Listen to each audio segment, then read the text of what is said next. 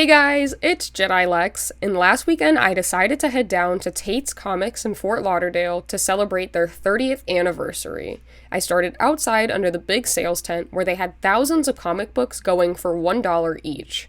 They also did bulk comic discounts where you could fill either a short box for $75 or fill a long box for $125.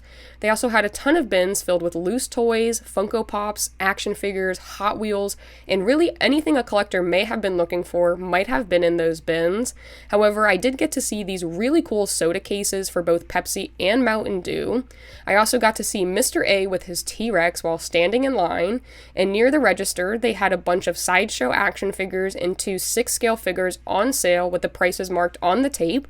I then ran into Mr. A again, but this time with his Triceratops before autographing the fossil record they had out for all of the customers to sign. They were also offering free shirt printing if you provided your own blank t-shirt.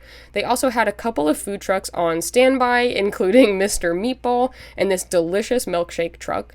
However, I grabbed 18 different Star Wars comics, as well as a really cool Lego Star Wars bag that had BB-8 on the back of it, as well as the characters from The Force Awakens on the front, all for $1 each, bringing my total to $19 just on the sales tent. I then went inside, not only for the air conditioning, but because they were running different discounts indoors, including 25% off comic book back issues, 20% off novels, and 10% off everything else.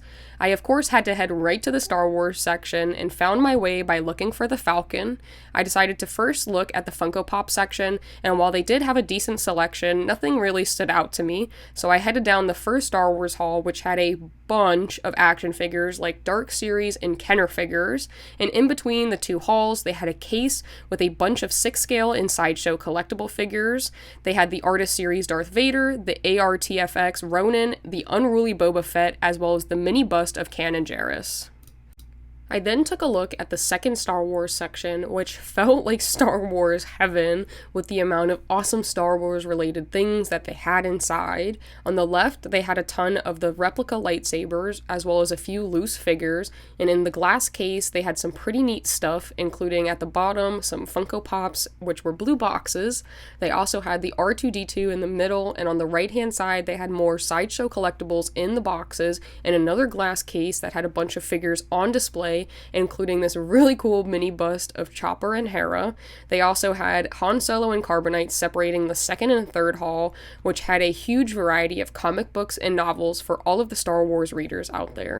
I don't think I've ever seen so many Star Wars comics and novels in one place, so it was really cool to flip through and see what kind of stock they had inside that I wasn't able to get outside for $1. However, they had some of their pricier comics displayed inside these cases, and even had the Mandalorian cutout protecting the hall, along with a Rebels poster hanging above. The opposite side was filled with books and novels, and they did have a decent selection, which was pretty fun to look through. They also had a couple massive Gentle Giant LTDs, including Darth Maul, Mando, and Vader.